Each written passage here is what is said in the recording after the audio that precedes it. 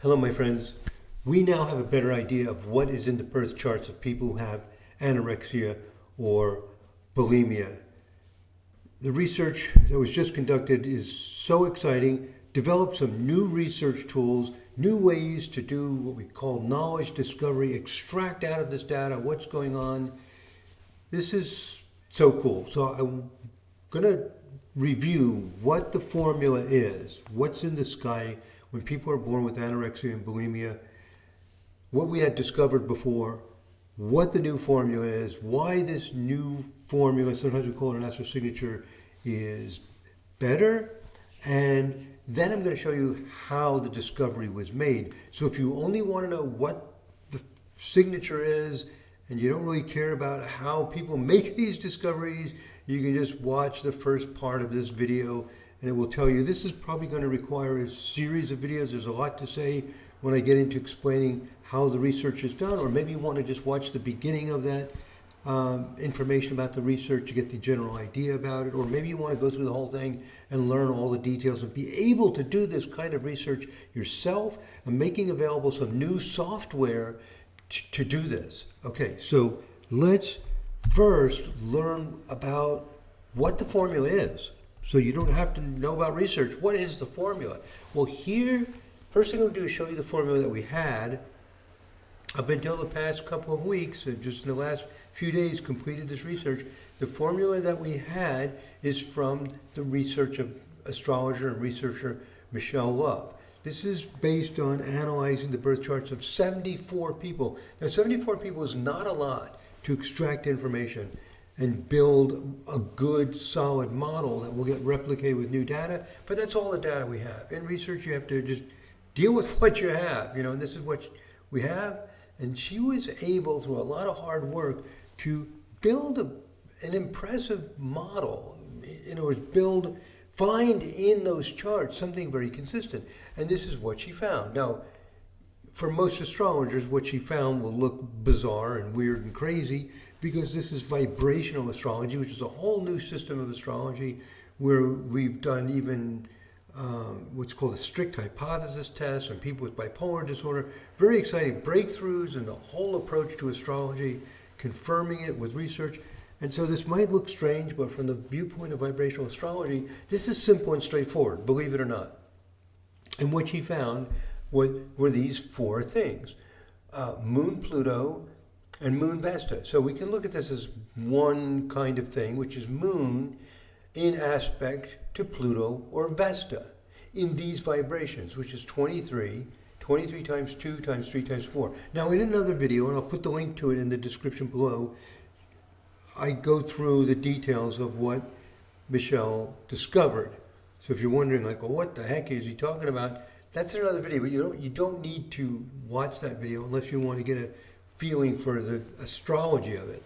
What I want to show you is the improvements we made to this and how exciting it is that we have these new research tools that, with no doubt at all, is going to be much more easily replicated when we get new data. That's the gold standard. You collect new data, you have this theory. Do the people have it? Can we do again what we did in bipolar disorder research? That was the big breakthrough. We collected new data, confirmed that the formula works. Oh my God, this is really working. And there are rules to build a good model. Now we've got better tools. So here's what Michele found. Moon aspects Pluto or Vesta in these vibes. And in that other video, you can watch it, explains why that makes sense to us. Or Pluto aspecting Mercury or Mars in these vibes, 8 times 2 times 3 times 4. So it's a pretty good formula. And to summarize why it's a pretty good formula, the p-value, means the likelihood of this happening by chance, is less than 1 in 1,000. That's our goal in this kind of model building research. Very unlikely means it's more likely to be actually there. It's only 1 out of 1,000. Theoretically, it's reasonable. Might not look reasonable to most people watching this because, 23? What vibration? Vibration is another word for harmonic. The 23rd harmonic chart? You got to be kidding me. No, in vibrational astrology, we do weird stuff like that, and it's perfectly not weird to us, perfectly normal. Number two, it's theoretically reasonable, yeah, as I just said, and it's a consistent formula, consistent in the sense that every pair of planets is times is a number, and that number times 2, 3, or 4. We start with either 8 or 23. The ones with 23 both have the moon. The ones with 8 both have Pluto.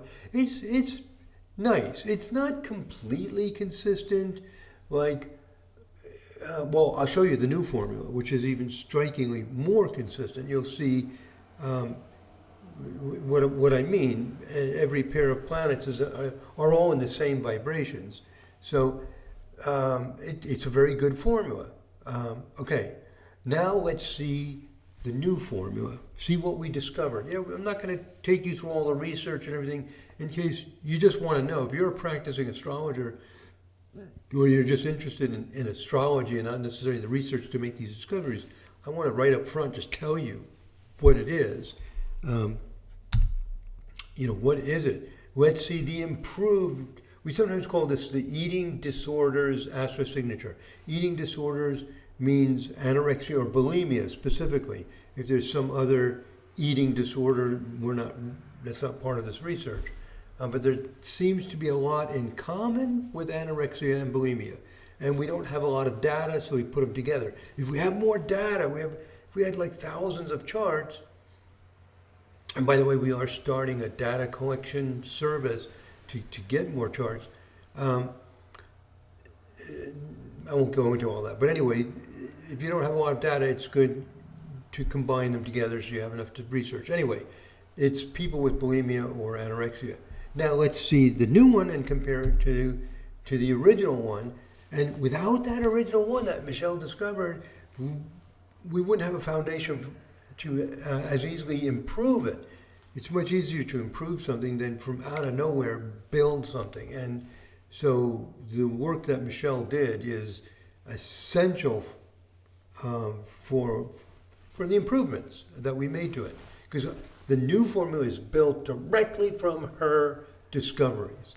We just put it through this knowledge discovery thing, and bam, we were able to improve it. Now, so the original one, again, was Moon to Pluto or Vesta in these 23 vibes, or Pluto to Mercury or Mars in these 8 vibes, and the p-value was 001. The new AstroSignature, well, first of all, it's got a better p-value, 10 times better. It's 1 out of 10,000. And getting up to 1 out of 10,000 is a huge improvement. Like, you'd have to flip a coin 10,000 times before you would get this kind of finding. And I actually give the exact p-value. It was 0.0007, and here it's 404. It's actually a little over 10 times less likely to get this by chance. That's a good measure of how good any formula is. However, there's what we call in research overfitting. You can always make a formula that's like 1 out of 1,000,000. You just randomly take out whatever, and those charts happen to show up. Like, just by random fluctuation, certain things show up. So it's not, sometimes people put too much emphasis on the p-value. There's many other things that are important. And one is how elegant or consistent the formula is. The other is, does it make sense theoretically? Those are extremely important, extremely important. Because once you make the formula consistent and straightforward, that's extremely difficult to get a good p-value. If you've got random things in there, you can always get a good p-value. And frankly, there's a good amount of astrological research, just as these random things that's not even theoretically supported. It's clearly overfitting. I mean, if you're a researcher, you know this. So this formula is better. If you're not a researcher and some of what I'm saying seems a little fuzzy to you, don't worry about it. It's just better. Actually, what I'm saying is not complicated. But anyway, it's a better formula. And look how simple this formula is. We've got pairs of planets, and they're all in the same vibration. Up here we have Moon to Pluto or Vesta in the 23 vibrations. Pluto to 2 planets are in 8 vibrations. Here, every pair of planets is in the same vibrations. This is so beautiful. If you're a nerdy researcher, this is beautiful. Just simple. You take pairs of planets, it's always 23, and then the simplicity of it, times 2, 3, and 4, and 8 times 2, 3, and 4, just like we had before. But now every pair of planets. And what this is saying is that Pluto is in these vibrations. Vibrations are aspects, they're angular distances. Pluto is in these aspects to Sun, Moon, Mars, or Uranus. Or Vesta is in these aspects to Sun, Moon, and Venus, which theoretically makes sense, because Vesta, in these more emotional or concrete things, Sun, Moon, Venus. Anyway, it makes sense. And then we also added just the Sun and Moon, because all of these involve Sun and Moon. So Sun or Moon to Pluto, Sun or Moon to Vesta, or Sun or Moon together. So the Sun and Moon, fundamental. If they're in these vibrations, more likely to have anorexia or bulimia. And so it's simple and straightforward. And we're at 1 in 10,000. It's really, really difficult to get 1 in 10,000. For those of you who have some interest or familiar with statistical analysis and things like that, the T value and the DF means degrees of freedom, upon which this p-value is derived, for this new AstroSignature is 4.22. It's almost what we call 5 sigma, and that's just incredible. Simple, elegant, makes sense theoretically, crazy wonderful, crazy in the sense that it's wonderful p-value. This is exciting. This means that from only 74 charts, we've built a model that, according to modern research methods, shows huge promise of being replicated. Now, you might say, oh, well, you haven't replicated anything. You haven't proved anything yet.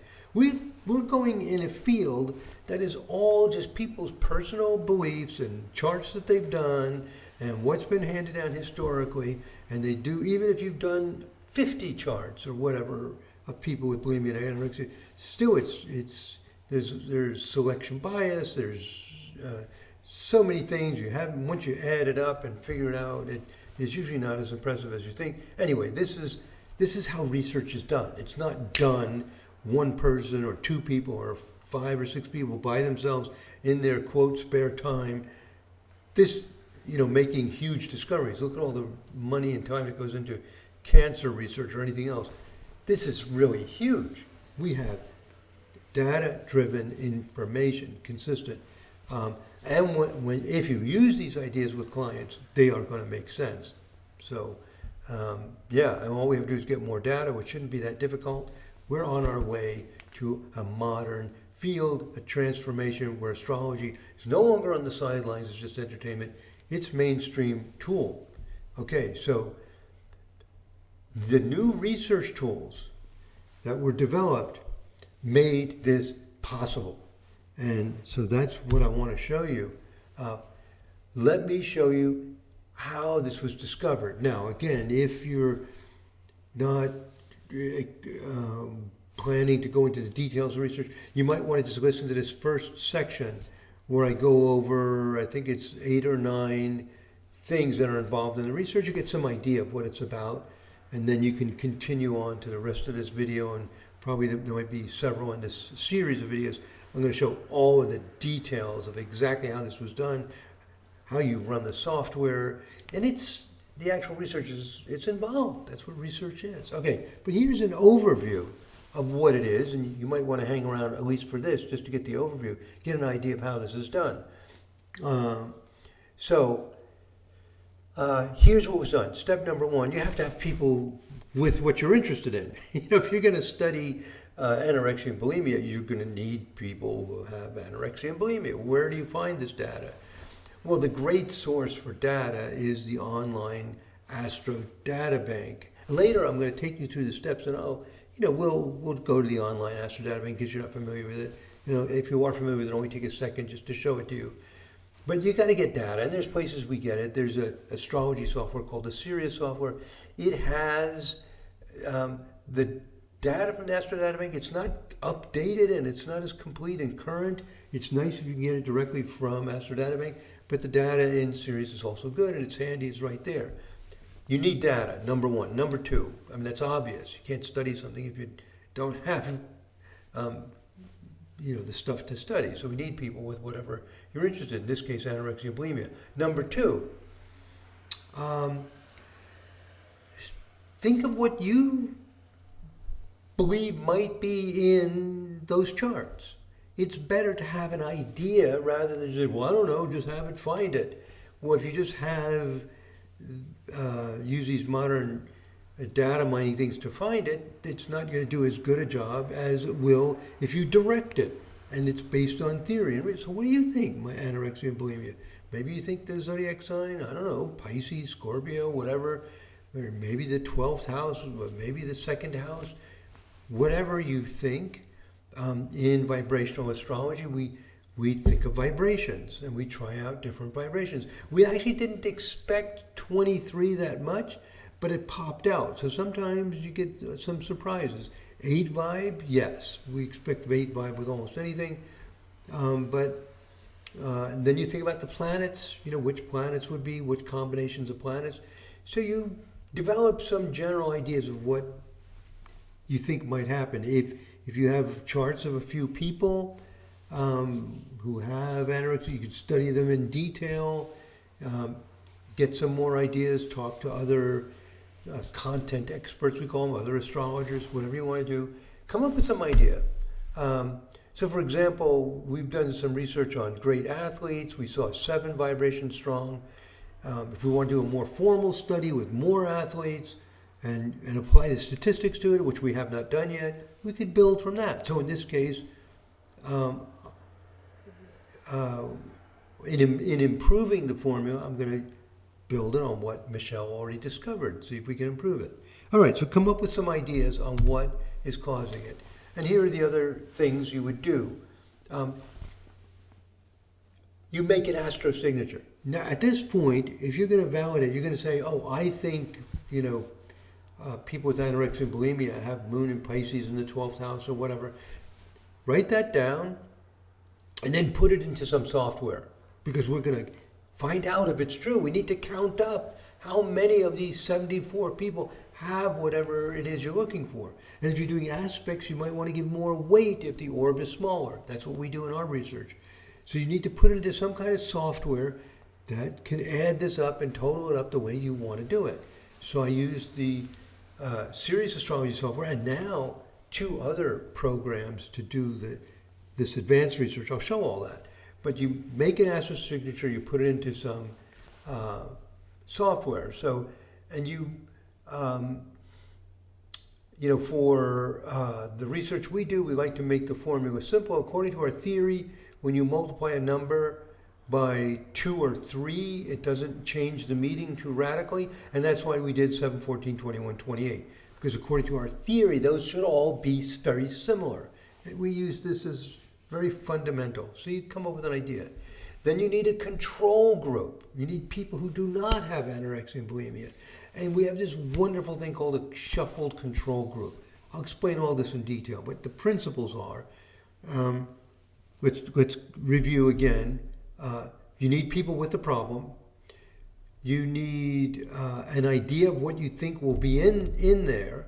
You need to put it on paper, commit yourself to some specific ideas instead of general, like what are the things. You typically enter that into some software. We'll call that the AstroSignature. Like I think Moon is in Pisces. I think Moon or Scorpio, or I think the 12th house or second house. And you put all those in there, all the things you think are inclined to them, inclined to bulimia and anorexia. Even things that you're speculating about, like well, maybe this, maybe that, put it in. Put in anything that possibly could be related. Get a control group. Now we have this thing called the shuffled control group. It's wonderful, easy to make. It's much better than just another random group of people. So if you can do that, do that. You would need software to do that. I do that in the Sirius astrology software. There's other software I think that will do that as well. And then you You run the AstroSignature. By run the AstroSignature, I mean run the software. That totals this up for what we call the experimental group is the term we use, the people who have anorexia and bulimia, and the control group. That's the fifth thing you do. You run it. And then in this specific procedure for what I did to improve this anorexia and bulimia formula is I wrote a new program. And I'm going to show it to you. I'll show you how you can get this program. After you run the serious software and you've run it for the experimental group, well, let me just say it specific for this case. I run it for the people with the eating disorders, the 74 people who have anorexia and bulimia. I run it for the control group. Run that in the serious software. They can do that. It totals it all up, gives the totals. Then it shows in this window what the results are. It'll say, this person has it and they have these things in their charts. And then you take that, save it in a file, and you run this new program that I wrote, a whole new program. It takes that step number 6, You run this new software that converts the file, and it also totals up a bunch of things, organizes, and not just changes the format. It reorganizes the information. And ready to put in a program called R. R, it maybe sound like an odd name for a program, just a letter, but I guess nerds are weird and they just called it R, whatever. The R software is free. You can download it. The serious software is unfortunately very expensive, but R is free. You just download it. You run step number 7. After you run this program that takes that data, reorganizes the information, totals things up in different ways, puts it in a file, ready to read into R. Then step number 7, I wrote an R, what's called an R script, a set of instructions for R that runs what's called a logistic regression. The logistic regression is the magic. What does a regression do? In simple terms, maybe it's a little oversimplified and I don't know, maybe technically people will argue about it, but I don't think so. I mean, what a regression does is it tells you out of all those things that you think might be related, like if you think Moon in Pisces or Scorpio or Moon in the 12th house or Moon or Venus in the 2nd house, whatever you think, I don't think those things are going to be related. Maybe they are. I mean, I shouldn't say I don't think so, but I don't have tremendous confidence in it. I'm not excited about it. I'm excited about these vibrations. So, I guess with certain vibrations, in this case, Michele spent a huge number of hours, hard work, finding it. I'm going to build upon what she found.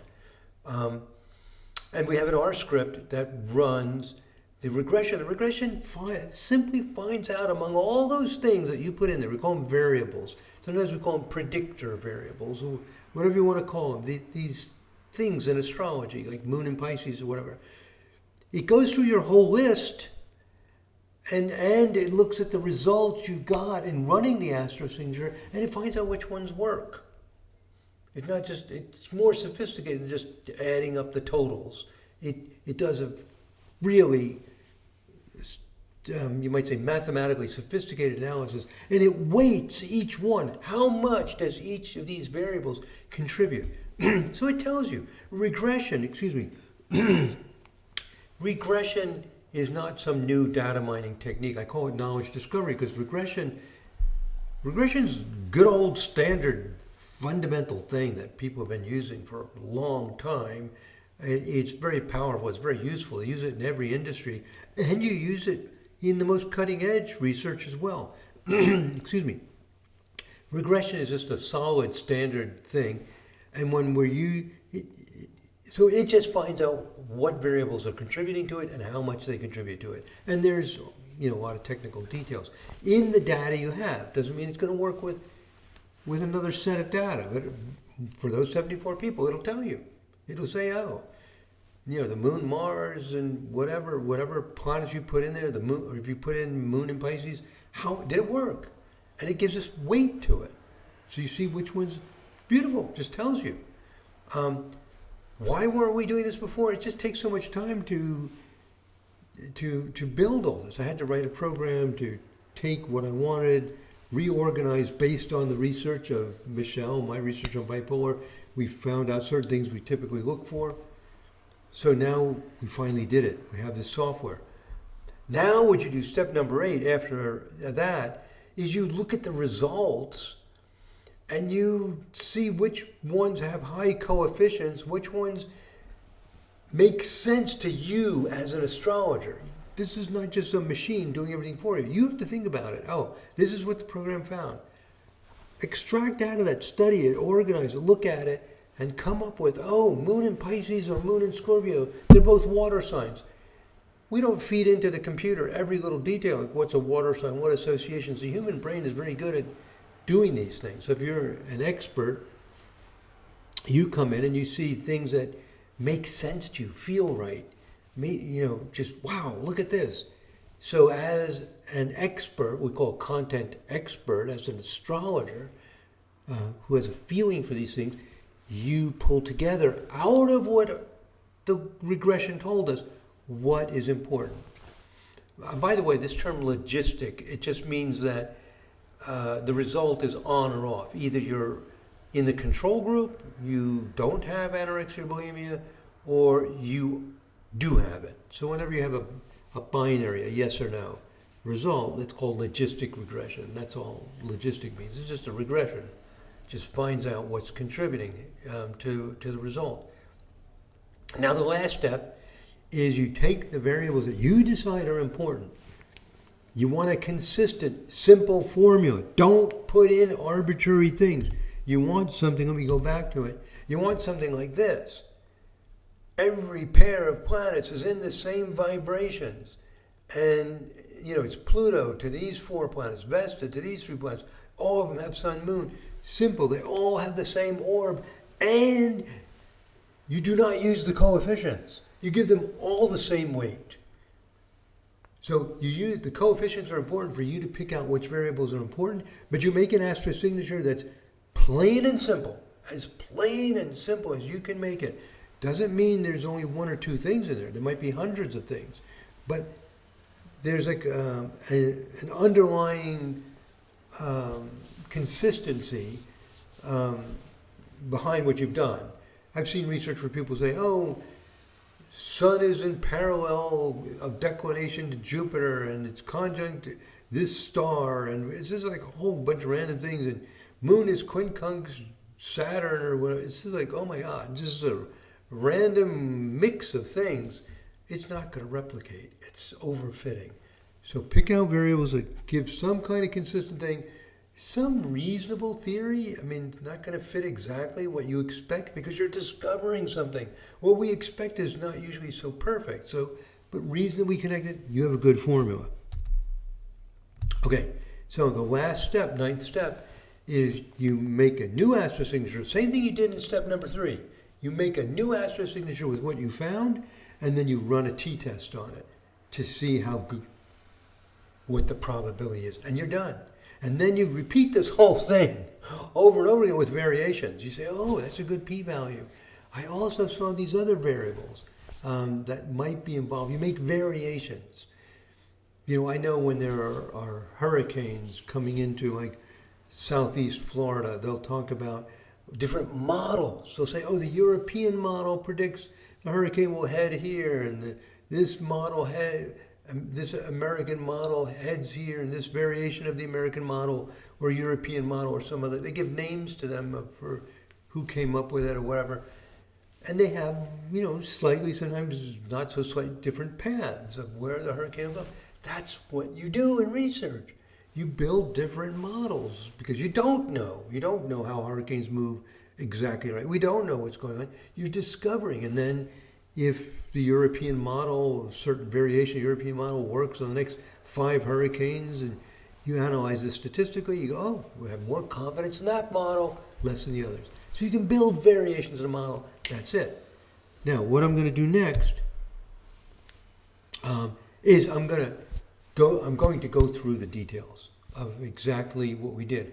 We'll learn more about what logistic regression is, how it can be applied to astrological research, and then we'll go on to the specific steps. So this is going to take a whole series of videos. I'm already at a half hour. Perfecto. I like the videos to be about a half hour. So this first video, if you're not interested in the details of research, you've got the idea. You know what the formula is. You've got the idea of how that research was done. It's painstaking, it's detailed.